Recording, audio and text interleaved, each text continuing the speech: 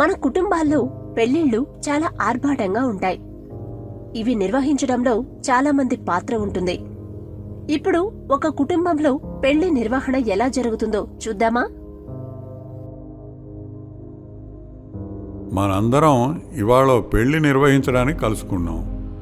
చాలా పనులున్నాయి, చాలా తక్కువ సమయం కూడా ఉంది. కాబట్టి నేను ఆ పనులన్నీ మీ అందరికీ కేటాయిస్తున్నాను. మీరు ఆ పనులన్నీ పూర్తిగా అర్థం చేసుకొని చక్కగా నిర్వహిస్తారని ఆశిస్తున్నాను.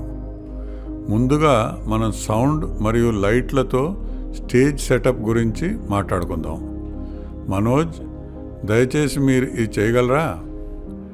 తప్పులు ఉండకూడదు సుమా. వేదికపై పుష్పాలంకరణ చాలా అవసరం. లక్ష్మి, మీరు దాన్ని జాగ్రత్తగా చూసుకోండి. వెంకయ్య గారి తోట నుండి పూలు తీసుకొచ్చి చక్కగా అలంకరించండి. సీను, రాజు, దయచేసి టెంట్ హౌస్ వారితో మాట్లాడి మంచి ధరకి కుర్చీలు బల్లలు తీసుకురండి. అతను ఎక్కువ ధరని చెప్తూ ఉంటాడు. రుక్మిణి, భాను, మీరు గిన్నెలు బాగా కడిగి సిద్ధంగా పెట్టండి. వంటను ఎవరు చూసుకుంటున్నారు? అమ్మ, అత్త దాని సంగతి చూసుకోవచ్చు. నేను కూడా వారితో చేరతాను. పూర్ణిమ, బేబీ, మీరు వచ్చే వాళ్ళందరినీ పూలు ఇచ్చి పన్నీరు జల్లి స్వాగతం పలకండి. చూసారా ఈ పెళ్లి నిర్వహణ కార్యక్రమం? మీకు ఇందులో ఏవన్నా మార్పులు తేవచ్చు అని అనిపిస్తుందా?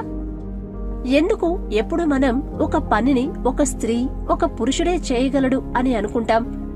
స్త్రీలకు పూల అలంకరణలు, పురుషులకు లైట్ అండ్ సౌండ్ ఏర్పాట్లు. ఒక నిర్దిష్ట పనిని పురుషుడు లేదా స్త్రీ మాత్రమే చేయాలని మనం ఎందుకు అనుకుంటున్నాం? పాత్రలను, విధులను, బాధ్యతలను మార్చుకోలేమా? మనం ఆడామగ పాత్రలు కేటాయింపు చేయకుండా వ్యక్తిగత వ్యక్తిత్వాలు మరియు నైపుణ్యాలకు అనుగుణంగా మన బాధ్యతలను నిర్వహించలేమా? ఇదే సందర్భాన్ని మనం ఇంకో కోణంలోంచి చూద్దాం. ఇందులో ఒక స్త్రీ వివాహ నిర్వహణకి ఆధిపత్యం వహిస్తుంది. కుటుంబ పెద్ద ఎల్లప్పుడూ ఒక పురుషుడే అవ్వాలని ఎందుకు అనుకుంటాం మనం? కుటుంబంలో ఒక వివాహముంది. మనందరం ఇవాళ ఒక వివాహం నిర్వహించడానికి ఇక్కడ కలిశాం. ఈ వివాహం మనందరి మనసులో గుర్తుండిపోయేలా జరగాలని నేను కోరుకుంటున్నాను. చాలా పనులున్నాయి, చాలా తక్కువ సమయం ఉంది. కాబట్టి మనం మన ఇష్టానుసారం ఏ పని చేయగలుగుతాం ఆలోచించి ఆ విధంగా మన బాధ్యతలను విభజించుకుని ఈ కార్యక్రమాన్ని సక్రమంగా జరుపుకుందాం. ముందుగా మనం సౌండ్, లైట్, స్టేజ్ సెటప్ల గురించి మాట్లాడదాం. దీన్ని ఎవరు చేయాలనుకుంటున్నారు? మనోజ్, మీరు దయచేసి దీన్ని చేయగలరా? ఎటువంటి తప్పులు ఉండకూడదు. అదిగో లక్ష్మి కూడా మీతో చేయాలనుకుంటుంది. వేదికపై ఫ్లవర్స్ అరేంజ్మెంట్. వెంకయ్య గారి తోటలోంచి పూలు తెచ్చి ప్రవేశ ద్వారం, వేదిక అలంకరించాలి. ఎవరు చేయాలనుకుంటున్నారు? రాజు మరియు సీను. సరే, ముందుకు వెళ్ళండి.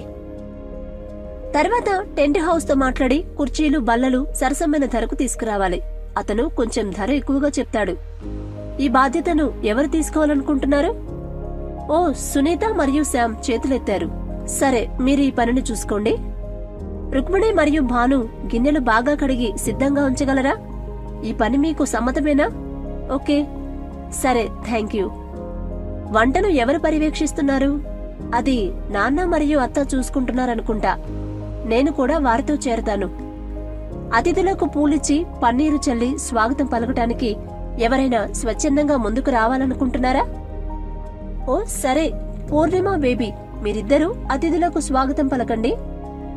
సులేఖ, దయచేసి వధువును సిద్ధం చేస్తావా? Thank you. సత్యం, నువ్వు పెళ్లికొడుకును సిద్ధం చేసుకో. నీకది ఓకేనా? పసిపిల్లలు గొడవ చేస్తారేమో. కుటుంబంలోని చిన్నపిల్లలు వారిని జాగ్రత్తగా చూసుకుంటారనుకుంటున్నాను.